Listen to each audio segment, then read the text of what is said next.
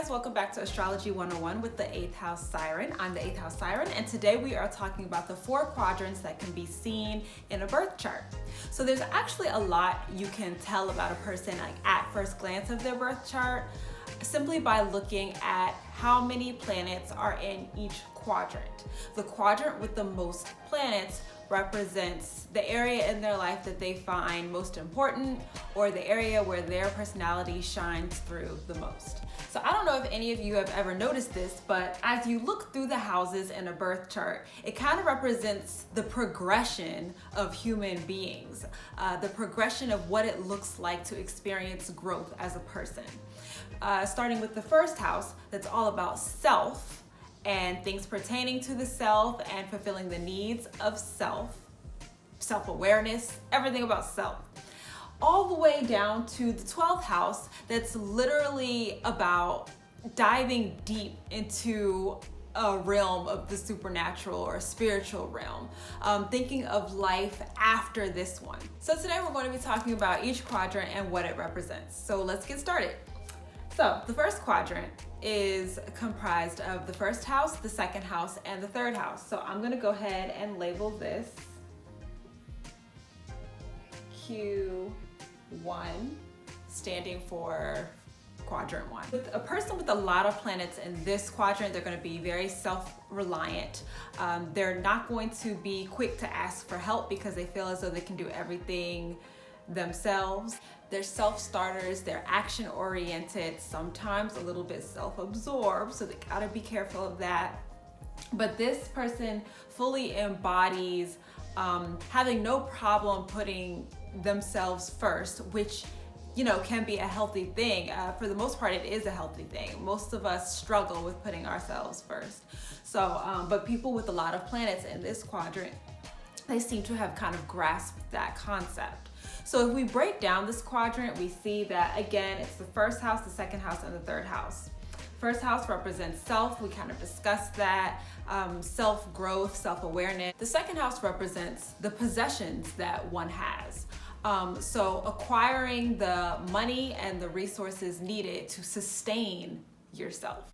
The third house represents how a person learns and communicates. So again, that still is about self, but fulfilling the needs of the third house will eventually involve other people, which is a good transition into the next quadrant. So we're on to quadrant number 2. I'll go ahead and label it for us.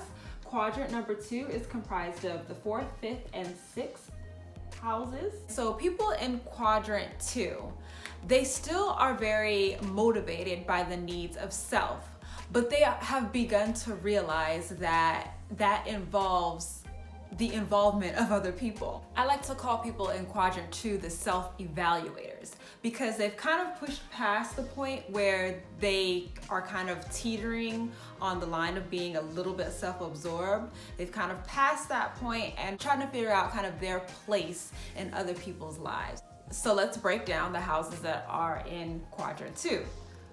The 4th house, that's all about family, so one's own family. So again, that self aspect is still heavily there. You are a part of your family, and you look at your family as an extension of you, or a lot of people do. So with a lot of planets kind of being in this area and the 4th house being there, that person has a sense of kind of doing things with the intent to help other people as well. I don't just want to be good, I want my whole family to be good, kind of that kind of situation. 5th house deals with intimacy, dating, and fun. From a very young age, we realize that even if you are an introvert, eventually you want some human interaction, and eventually you want to have fun and kind of mingle with other people. Remember, 5th house represents dating as well. So this is dating is definitely a learning process. And through dating, a lot of people learn about themselves. So again, it's the same theme of the involvement of other people to kind of further the needs of self. The 6th house is all about service. How can I be of service to others? It's also about the work that we do. And which again, just like the 3rd house was a good transition from quadrant 1 to quadrant 2, the 6th house is a good transition from quadrant 2 to quadrant 3. I don't know if I have talked about this on this channel before, but if your sun is below this hemisphere, then you were born at night, or you're considered to have a night chart. If your sun is above this hemisphere, then you have a day chart. Night chart people tend to be more introverted, mainly because they are more self-oriented. They're in a part of the chart with houses that are more involved with self. So now we are getting toward the day chart people, specifically quadrant 3. So I'll label that up here, Q3, and that is comprised of houses 7, 8, and 9. So these people thrive in partnership. They thrive in especially kind of small, intimate groups. They thrive being able to be in environments where they're able to help other people or collaborate with other people. Okay, so let's break down the houses in quadrant 3. The 7th house, that deals with partnership and legally binding contracts and business partnerships and long-term relationships, romantic relationships. So these people, they really want to kind of become a bigger version of themselves with someone else. They understand the importance of partnership. They understand the importance of compromise, and that it's not just you taking up space, it's you and other people taking up space. 8th house is mainly about the resources that you receive from other people. So again, realizing the importance of the fact that you really can't live your life with your head down. You're gonna eventually have to kind of mesh with other people and figure out what other people are about. Psychology also falls in the 8th house, and counseling also falls in the 8th house. The 9th house represents higher learning and different cultures other than your own, and experiencing different countries and different languages and things like that. Again, the importance of utilizing others or using others as a way to grow yourself. But it's a highly collaborative effort with these houses. Like when you think of higher learning, when you think of shared resources, when you think of partnership, it's work on both sides. Versus quadrant 2, it's kind of like the person is, they're still very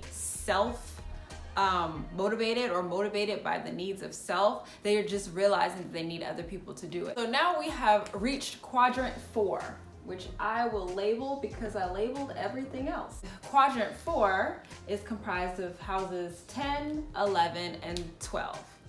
These people, they absolutely thrive being kind of like dealing with the public, and they truly sometimes end up living their lives to help other people become the best versions of themselves. So the things that are important to these people are having kind of a favorable public image, and they want to be perceived in a good light, being able to help others succeed. Let's get to breaking down the houses of quadrant 4. So the 10th house. 10th house deals with the public, it deals with reputation. 11th house deals with groups, it deals with societal change, and it deals with the greater good. So again, leading groups, inspiring people to be the best versions of themselves. The 12th house, the 12th house represents kind of the supernatural realm. It represents endings and things like that, but on a more abstract level. It deals with kind of the supernatural realm and our subconscious thoughts, and kind of focusing on who we are outside of ourselves, and not the tangible parts of our lives, but the spiritual parts of our lives, and how we're fulfilled spiritually and what helps us sleep at night.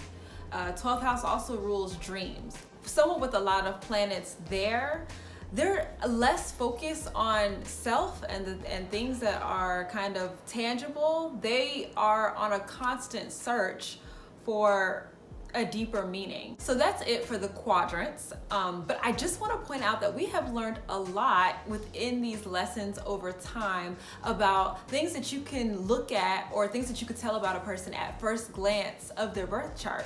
We've learned the ascendant is pretty important. We can learn a lot by looking at the sign on the cusp of their ascendant, because the ascendant is the chart ruler. And we can look at the planet that rules that sign and where it is in their chart, and we know that that house is going to be key to their fulfillment in this life. We learned how important the placement of the sun is in a birth chart. So if you just look at the birth chart, first glance, figure out what house their sun is, you know exactly how that person is motivated. And now we've learned about the 4 quadrants in astrology. So, you know, say you get your coworker's birth chart and you see that they got a whole bunch of planets in quadrant 3, you're gonna know that they're the kind of person that likes collaborative work. If you got a lot of planets in quadrant 1, then maybe, you know, group projects with this person are gonna be something else. So thank you so much for joining me again. We're on lesson 15. That is crazy, 15 lessons, guys. Are you subscribed? I know you have not sat here, watched 15 of my lessons and haven't subscribed yet. What is that? Go ahead and subscribe. I'll wait.